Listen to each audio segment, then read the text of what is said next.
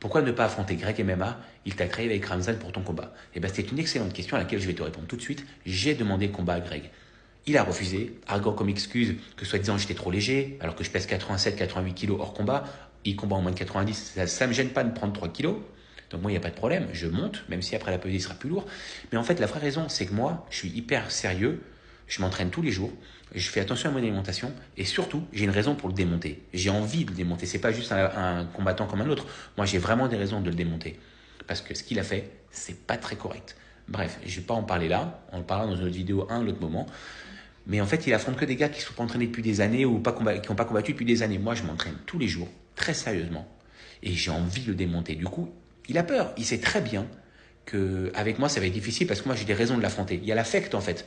C'est pas juste un combat combattant contre combattant. C'est que moi, j'ai envie de le mettre KO, de lui faire regretter ce qu'il a fait et lui faire regretter d'avoir menti au public quand il se fait passer pour un super combattant à gagner ses combats très rapidement. En face, c'est plus des combattants, mec.